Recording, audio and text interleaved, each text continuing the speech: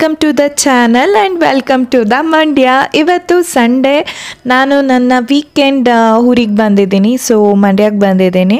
ಹಾಗೆ ಎಲ್ಲ ಕಡೆನೂ ನೀರು ಚೆನ್ನಾಗಿ ತುಂಬಿದೆ ನಮ್ಮ ಮಂಡ್ಯದಲ್ಲಿ. KRS ಡ್ಯಾಮಿಂದ ಬೇರೆ ನೀರು ಬಿಟ್ಟಿದ್ದಾರೆ. ಸೊ ಹಾಗೆ ಒಂದು ರೌಂಡ್ ಹೋಗಿದ್ದು ಬರೋಣ ಅಂತ ಹೇಳಿ ಬೆಳಗ್ಗೆ ಸ್ವಲ್ಪ ಪರ್ಸ್ನಲ್ ವರ್ಕ್ಸ್ ಎಲ್ಲ ಇತ್ತು. ಸಂಡೇ ಅದೆಲ್ಲ ಫಿನಿಷ್ ಮಾಡಿ ಹೊರಟ್ವಿ. ಆಲ್ಮೋಸ್ಟ್ ಮಧ್ಯಾಹ್ನ ಆಗಿತ್ತು. ಸೊ ಹಾಗಾಗಿ ಲಂಚ್ ಎಲ್ಲಾದರೂ ಹೊರಗಡೆ ಮಾಡೇ ಹೋಗೋಣ ಅಂತ ಹೇಳಿ ನಾವು ಹೊರಟ್ವಿ.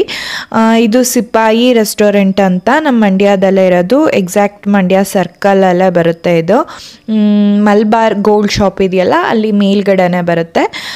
ಯಾರಾದರೂ ಮಂಡ್ಯ ಟು ಮೈಸೂರು ಹೋಗೋರು ಆನ್ ದಿ ವೇ ಯಾವುದಾದ್ರೂ ಹೋಟೆಲ್ ಹುಡುಕ್ತಿದ್ರೆ ಬರ್ಬೋದು. ಇದು ವೆಜ್ ಆ್ಯಂಡ್ ನಾನ್ ವೆಜ್ ಎರಡೂ ಇದೆ. ನಾವು ಸಂಡೇ ಆಗಿರೋದ್ರಿಂದ ನಾನ್ ವೆಜ್ ತಿನ್ನೋಕ್ಕೆ ಅಂತ ಹೇಳಿ ಬಂದ್ವಿ. ಇಲ್ಲಿ ಫುಲ್ ಎಲ್ಲ ಲಂಚ್ ಎಲ್ಲ ಮುಗಿಸ್ಕೊಂಡು ಆಮೇಲೆ ಹಾಗೆ ಸುಮ್ಮನೆ ಎಲ್ಲ ನೀರು KRS ಇಂದ ನೀರು ಬಿಟ್ಟಿದ್ದಾರೆ ಅಲ್ವಾ. ಸೊ ನೀರೆಲ್ಲ ಚೆನ್ನಾಗಿ ಬಂದಿರುತ್ತೆ. ಸೊ ನೋಡಿಕೊಂಡು ಹಾಗೆ ಓಡಾಡ್ಕೊಂಡು ಬರೋಣ ಅಂತ ಹೇಳಿ ಈ ವ್ಲಾಗ್ ಸ್ಟಾರ್ಟ್ ಮಾಡಿದೆ. ನಾನು ಆಗಲೇ ಹೇಳಿದೆ ನಾನು ಇವಾಗ ಲಂಚಿಗೆ ಬಂದಿದ್ದೀನಿ ಅಂತ. ಸೊ ಇಲ್ಲಿ lunch okay, not too good ಅಂತಲೂ ಹೇಳೋಂಗಿಲ್ಲ, ನಾಟ್ ಬ್ಯಾಡ್ ಅಂತಲೂ ಹೇಳೋಂಗಿಲ್ಲ. ಟೇಸ್ಟ್ ವೈಸ್ ಚೆನ್ನಾಗಿದೆ. ನಾನ್ ವೆಜ್ ಆಬ್ವಿಯಸ್ಲಿ ಚೆನ್ನಾಗಿರುತ್ತೆ. ನಾನು ತುಂಬ ವ್ಲಾಗಲ್ಲಿ ಹೇಳಿದ್ದೀನಿ, ನಾನು ಅಂಥ ಫುಡ್ಡಿ ಅಲ್ಲ. ಸೊ ಹಾಗಾಗಿ ನಾನು ತುಂಬ ಡೀಟೈಲಾಗಿ ಪ್ರತಿಯೊಂದು ಜ್ಯೂಸಿ ಆ ಥರ ಎಲ್ಲ ಎಕ್ಸ್ಪ್ಲೈನ್ ಮಾಡ್ಲಿಕ್ಕೆ ನಂಗೆ ಬರಲ್ಲ. ನಂಗೆ ನಾನ್ ವೆಜ್ ಅಂದರೆ ಇಷ್ಟ. ಸೊ ಹೇಗಿದ್ದರೂ ನಾನು ತಿಂತೀನಿ ನಾನ್ ವೆಜ್ನ.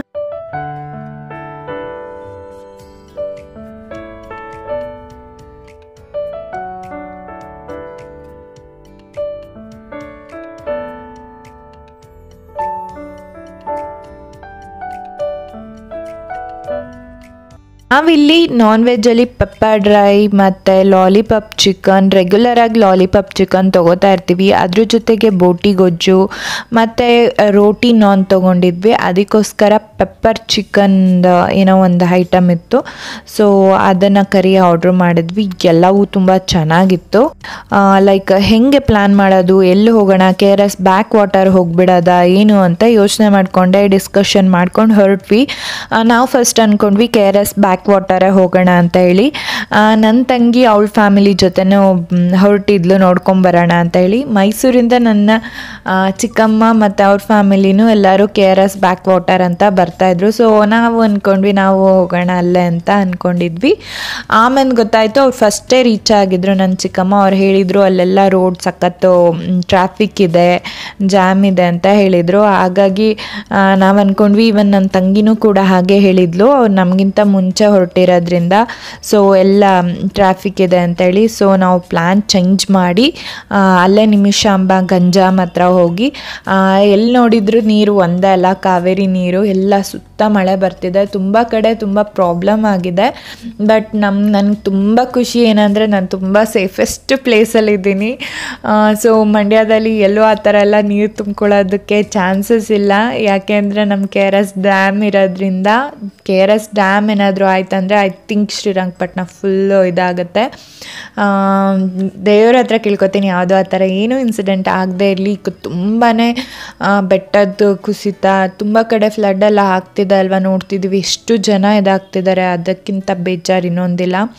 ಎಲ್ಲ ಕಡೆ ವೆಹಿಕಲ್ಸ್ ನಿಲ್ಲಿಸ್ಕೊಂಡು ಬರೀ ನೀರನ್ನ ನೋಡೋರೇ ಆಗಿದೆ. ಸೊ ಅರ್ಧದಿಂದನೇ ಅರ್ಧ ಟ್ರಾಫಿಕ್ ಜಾಮ್ ಆಗಿದೆ. ಈಗ ನೀವು ನೋಡ್ತಿರೋದು ಪಶ್ಚಿಮ ವಾಹಿನಿ. ಇಲ್ಲಿ ಯಾರಾದರೂ ಸತ್ತಾಗ ಅವ್ರದ್ದು ಇದಿರುತ್ತಲ್ಲ, ವಸ್ತಿ ಹೇಳ್ತಾರಲ್ಲ, ಅದನ್ನು ಬಿಡೋಕ್ಕೆ ಅಂತ ಬರ್ತಾರೆ. ಸೊ ಇಲ್ಲೂ ನೋಡಿ ಎಷ್ಟು ತುಂಬಿದೆ ನೀರು, ಭಯ ಆಗುತ್ತೆ ನೋಡ್ತಿದ್ರೇ. ಬಟ್ ಭಯ ಎಷ್ಟಾಗುತ್ತೋ ಅಷ್ಟೇ ಖುಷಿ ಆಗುತ್ತೆ, ಚೆನ್ನಾಗಿ ನೀರು ಬರ್ತಿದೆ ಅಂತ ಹೇಳಿ. ಈಗ ನಾವು ನಿಮಿಷಾಂಬ ಸ್ನಾನ ಘಟಕ ಅಂತ ಹೇಳ್ತಾರೆ ಈ ಪ್ಲೇಸ್ನ. ಇಲ್ಲೂ ಅಷ್ಟೇ ಚೆನ್ನಾಗಿ ನೀರು ತುಂಬಿರುತ್ತೆ. ಸೊ ನಾವಿಲ್ಲಿ ಬ್ರಿಡ್ಜ್ ಹತ್ರ ಬರಬೇಕಿತ್ತು ಮೇಯ್ನಾಗಿ, ಗಂಜಾಮ್ದು ಬ್ರಿಡ್ಜ್ ಇದು. ಇಲ್ಲಿ ಅಷ್ಟು ಜನಗಳೆಲ್ಲ ಕಡಿಮೆ ಇರ್ತಾರೆ, ಜಾಸ್ತಿ ಓಡಾಡಲ್ಲ. ಇದು ಕರಿಘಟ್ಟಗೂ ಮತ್ತು ನಿಮಿಷಾಂಬ ಟೆಂಪಲ್ಗೂ ಕನೆಕ್ಟಿವಿಟಿ ಇರುವಂತಹ ಬ್ರಿಡ್ಜ್ ಇದು. ಮೋಸ್ಟ್ ಆಫ್ ಆಲ್ ಇಲ್ಲಿ ಕಮ್ಮಿ ಜನ ಇರ್ತಾರೆ. ಸೊ ನಾವಿಲ್ಲ ಒಂದು ಸ್ವಲ್ಪ ಹೊತ್ತು ನಿಂತ್ಕೊಂಡು ನೀರೆಲ್ಲ ನೋಡ್ಕೊಂಡು ಹೋಗೋಣ ಅಂತೇಳಿ ನೇಚರ್ನ ತುಂಬ ಚೆನ್ನಾಗಿ ಎಂಜಾಯ್ ಮಾಡಿದ್ವಿ. ಸಖತ್ತು ಗಾಳಿ, ಥಂಡಿ, ತುಂಬ ಖುಷಿ ಆಯಿತು ಈ ವೀಕೆಂಡ್ ಒಂಥರ. ಅದೇ ಹೇಳಿದ್ನಲ್ಲ, ಬೇರೆ ಬೇರೆ ಕಡೆ ಹೋಗೋಣ ಅಂದರೆ ಎಲ್ಲ ಕಡೆ ಕಡೆ ಟ್ರಾಫಿಕ್ ಜಾಮ್, ನಾವು ರಿಟರ್ನ್ ಬ್ಯಾಂಗ್ಳೂರು ಬರಬೇಕಾಗಿತ್ತು. ಸೊ ಹಾಗಾಗಿ ಬೇಗ ಹೊರಟ್ಬಿಟ್ವಿ. ನಾನು ಆ್ಯಕ್ಚುಲಿ ಈ ವ್ಲಾಗ್ನ ಸಂಡೇ ಅಲ್ಲೇ ಫಿನಿಷ್ ಮಾಡೋಣ ಅಂದ್ಕೊಂಡೆ, ಬಟ್ ಆಗಲಿಲ್ಲ. ರಿಟರ್ನ್ ನಾವು ಹೊರಡೋಷ್ಟೊತ್ತಿಗೂ ತುಂಬ ಜಾಮ್ ಆಗಿಬಿಟ್ಟಿತ್ತು ಟ್ರಾಫಿಕ್ಕು. ಯಾಕೆಂದರೆ ಈ ಕಡೆಯಿಂದ ಗಗನಚುಕ್ಕಿ ಭರಚುಕ್ಕಿ ನೋಡಿಕೊಂಡು ಶಿವನ ಸಮುದ್ರ ನೋಡಿ ಬರೋರು ಇದ್ದರು, ಆ ಕಡೆಯಿಂದ ಮೈಸೂರು ಬ್ಯಾಕ್ ವಾಟರ್ KRS ನೋಡಿ ಬರೋರಿದ್ದರು. ಎಲ್ಲ ಸಿಕ್ಕಾಪಟ್ಟೆ ಟ್ರಾಫಿಕ್ ಜಾಮ್ ಆಗಿತ್ತು. ಸೊ ಹಾಗಾಗಿ ನಾನು ಈ ವ್ಲಾಗ್ನ ಇಲ್ಲಿ ಮುಗಿಸಿರಲಿಲ್ಲ ಸಂಡೇ. ಸೊ ಮಂಡೇನೂ ನಾನು ತುಂಬ ಬ್ಯುಸಿಯಾಗಿದೆ, ವರ್ಕ್ ಆಗಿರ್ಬೋದು, ಮನೆ ವರ್ಕ್ ಆಗಿರ್ಬೋದು, ಎಲ್ಲದರಲ್ಲೂ. ನನ್ನ ವ್ಲಾಗ್ನ ನಾನು ಮತ್ತೆ ಟ್ಯೂಸ್ಡೇಯಿಂದ ಕಂಟಿನ್ಯೂ ಮಾಡಿದೆ. ಈ ಟ್ಯೂಸ್ಡೇ ಏನು ಮಾಡಿದೆ ಅಂದರೆ, ಬೆಳಗ್ಗೆ ಎದ್ದು ಲೈಕ್ ಉಪ್ಸಾರು ಮಾಡೋಣ ಅಂತ ಹೇಳಿ ಪೂಜೆ ಎಲ್ಲ ಮಾಡಿ ಸ್ನಾನ ಮಾಡಿ ಎಲ್ಲ ಮುಗಿಸಿ ಬೀನ್ಸುದು ಬೇಳೆ ಹಾಕಿ ಉಪ್ಸಾರು ಮಾಡೋಣ ಅಂದ್ಬಿಟ್ಟು ಸ್ಟಾರ್ಟ್ ಮಾಡಿದೆ. ನಿಧಾನಕ್ಕೆ ಹಾಗೆ ಬೆಳಗ್ಗೆ ಹೊತ್ತು ಏನೋ ತುಂಬ ಫಾಸ್ಟ್ ಮಾಡೋಕ್ಕಾಗಲ್ಲ, ಬಟ್ ನಾನು ಬೇಗನೆ ಅಡುಗೆ ಮಾಡ್ತೀನಿ ಕಂಪೇರ್ಡ್ ಟು ಅದರ್ಸ್. ಬೇಗನೆ ಕುಕ್ ಮಾಡ್ತೀನಿ ಅಂತ ಹೇಳ್ಬೋದು. ನನ್ನ ಹಸ್ಬೆಂಡ್ ಹೇಳ್ತಿರ್ತಾರೆ ಬೇಗ ಫಿನಿಷ್ ಮಾಡ್ತೀಯಾ ಅಂತ. ಸೊ ಹಾಗಾಗಿ ನಾನು ಆಲ್ಮೋಸ್ಟ್ ತುಂಬ ಏನು ಅರ್ಲಿ ಮಾರ್ನಿಂಗ್ ಏನು ಹೇಳಲ್ಲ, 6:30ಗೆ ಹೇಳ್ತೀನಿ. ಸೊ ಉಪ್ಸಾರೆಲ್ಲ ಮಾಡಿ ಎಲ್ಲ ಕುಕ್ ಮಾಡಿಟ್ಟು ಆಮೇಲೆ ಮತ್ತೆ ನಾನು ರೆಡಿಯಾಗಿ ಹೊರಡೋಷ್ಟೊತ್ತಿಗೆ ಮತ್ತೆ ಬಾಕ್ಸಿಗೂ ಎಲ್ಲ ಪ್ಯಾಕ್ ಮಾಡ್ಕೊಂಡು ಪಲ್ಯ, ಮತ್ತು ನನಗೆ ಸ್ವಲ್ಪ ಕರ್ಡ್ ಬೇಕಿತ್ತು, ಪಲ್ಯದ ಜೊತೆ ತಿನ್ನೋಕೆ ಕರ್ಡ್ ಇಷ್ಟ ಆಗುತ್ತೆ ನನಗೆ. ಸೊ ಹಾಗಾಗಿ ಹಸ್ಬೆಂಡ್ಗೂ ಅಷ್ಟೆಲ್ಲ ರೈಸಿಂದ ಹಿಡಿದು ಪ್ರತಿಯೊಂದು ಮಾಡಿಟ್ಬಿಟ್ಟಿದ್ದೆ. ಬಾಕ್ಸು ಪ್ಯಾಕ್ ಮಾಡಿಕೊಂಡು ನಾನು ಹೊರಟೆ ಕಂಪ್ನಿಗೆ. ರಿಟರ್ನ್ ಬರೋಷ್ಟರೊಳಗೆ ನಾನು ನೈಕಾದಲ್ಲಿ ಆಫರ್ ಇತ್ತು, ಪಿಂಕ್ ಸೇಲ್ ಅಂತ ಹೇಳಿಬಿಟ್ಟು 60% ತುಂಬ ಪ್ರಾಡಕ್ಟ್ ಮೇಲೆ ಆಫರ್ ಇತ್ತು. ಸೊ ಹಾಗಾಗಿ ನನಗೆ ಈಗ ಕಂಟಿನ್ಯೂಸ್ ಮಳೆ ಇರೋದ್ರಿಂದ ಅಂತೂ ನನಗೆ ಹೇರ್ ಡ್ರೈಯರ್ ಬೇಕನ್ನಿಸ್ತಿತ್ತು. ಸೊ ನನ್ನ ಹತ್ರ ಹೇರ್ ಡ್ರೈಯರ್ ಇರಲಿಲ್ಲ. ಸೊ ಹಾಗಾಗಿ ಒಂದು ಹೇರ್ ಡ್ರೈಯರ್ ಪರ್ಚೇಸ್ ಮಾಡಿಬಿಡೋಣ, ಯಾಕೆಂದರೆ ಹೆಡ್ ಬಾತ್ ಮಾಡಲೇಬೇಕು ವಾರದ ದಿನ, ಅದು ಇದು ಪೂಜೆ ಅಂತೆಲ್ಲ ಮಾಡುವಾಗ. ಸೊ ಹಾಗಾಗಿ ಒಂದು ಹೇರ್ ಡ್ರೈಯರ್ ತೊಗೊಬಿಡೋಣ ಅಂತೇಳಿ ಹೇರ್ ಡ್ರೈಯರ್ ಬುಕ್ ಮಾಡಿದ್ದೆ. ನೈಕಾದಲ್ಲಂತೂ ಏನಿಲ್ಲ ಅಂದರೂ ಪ್ಯಾಕಿಂಗ್ ನಂಗೆ ತುಂಬ ಇಷ್ಟ ಆಗುತ್ತೆ. ಯಾವ ಮಳೆ ಏನೇ ಬರಲಿ ಮಾತ್ರ ಅವ್ರ ಪ್ಯಾಕಿಂಗಿಂದ ನಮ್ಮ ಪ್ರಾಡಕ್ಟ್ ತುಂಬಾ ಸೇಫಾಗಿರುತ್ತೆ ಅಂತ ಹೇಳ್ಬೋದು. ನಾನು ಯಾವುದೇ ನನ್ನ ಕಾಸ್ಮೆಟಿಕ್ಸ್ ಯೂಶ್ವಲಿ ನಾನು ಅಷ್ಟಂತ ಮೇಕಪ್ ಐಟಮ್ಸ್ ಎಲ್ಲ ಯೂಸ್ ಮಾಡಲ್ಲ. ರೆಗ್ಯುಲರಾಗಿ ಮಾಯಿಶ್ಚರೈಸೇಷನ್, ಸನ್ಸ್ಕ್ರೀನ್, ಲೋಷನ್ ಮತ್ತು ನಾನು ಕಾಜಲ್ ಅಪ್ಲೈ ಮಾಡೋದ್ರಿಂದ ಅದ್ರದ್ದು ರಿಮೂವರ್ ಆ ಥರದ್ದು ಏನಾದರೂ ಬುಕ್ ಮಾಡ್ಕೋತಾ ಇರ್ತೀನಿ ನೈಕಾದಲ್ಲಿ. ಸೊ ಹಾಗಾಗಿ ನನಗೆ ನೈಕಾ ತುಂಬ ಇಷ್ಟ ಆಗುತ್ತೆ ಕಾಸ್ಮೆಟಿಕ್ಸ್ ಪ್ರಾಡಕ್ಟ್ಗಳೆಲ್ಲ ತೊಗೊಳಕ್ಕೆ. ಈವನ್ ಈ ಥರ ಆಫರ್ ಇದ್ದಾಗಂತೂ ನಾವು ಬುಕ್ ಮಾಡಿ ತೊಗೊಂಡ್ವಿ ಅಂದ್ರಂತೂ ನಮ್ಗೆ ಯೂಸ್ಫುಲ್ ಅಂತಲೇ ಹೇಳ್ಬೋದು. ನಾನು ಇದೆಲ್ಲ ಎಷ್ಟು ಕಮ್ಮಿಗೆ ತೊಗೊಂಡಿದ್ದೀನಿ ಗೊತ್ತಾ, ಈಗ ಹೋಗಿ ನೋಡಿದರೆ ಮತ್ತೆ ಎಲ್ಲ ಪ್ರೈಸ್ ಜಾಸ್ತಿ ಆಗಿದೆ. ಖುಷಿ ಆಯಿತು. ಮತ್ತು ನಾನೆಲ್ಲನೂ ಹಾಗೆ ಟ್ರೈ ಮಾಡಿ ನೋಡ್ತಿದ್ದೆ ಹೇಗಿದೆ, ವರ್ಕ್ ಆಗ್ತಿದೆಯಾ ಅಂತ. ಯಾಕೆಂದರೆ ಆನ್ಲೈನಲ್ಲಿ ಪರ್ಚೇಸ್ ಮಾಡಿದಲ್ವ. Nykaa is the best, but still we have to check ಅಲ್ಲ. ಸೊ ಹಾಗಾಗಿ ಚೆಕ್ ಮಾಡ್ಕೋತಾ ಇದ್ದೆ. ಡಿನ್ನರಿಗೆ ದೊನ್ನೆ ಬಿರಿಯಾನಿ ಮಾಡೋಣ ಅಂತ ಹೇಳಿ ಚಿಕನ್ ಎಲ್ಲ ರೆಡಿ ಮಾಡ್ಕೋತಾ ಇದ್ದೆ. ಫಸ್ಟು ಚಿಕನ್ ಮ್ಯಾರಿನೇಟ್ ಮಾಡೋಣ ಅಂತ ಹೇಳಿ ಅದಕ್ಕೆ ಕರ್ಡ್ ಹಾಕ್ಬಿಟ್ಟು ನಾನು ಇಲ್ಲಿ ಚಿಕನ್ ಮಸಾಲ ಯೂಸ್ ಮಾಡ್ತಿದ್ದೀನಿ. ಇದಕ್ಕೆ ಸಪ್ರೇಟಾಗಿ ಬೇಕಾದರೆ ನಾವು chilli powder, coriander powder, garam masala use ಮಾಡ್ಬೋದು. ಬಟ್ ನಾನು ಇದು ಚಿಕನ್ ಮಸಾಲ ಹಾಕಿದರೆ ಎಲ್ಲನೂ ಅದರಲ್ಲೇ ಇರುತ್ತೆ.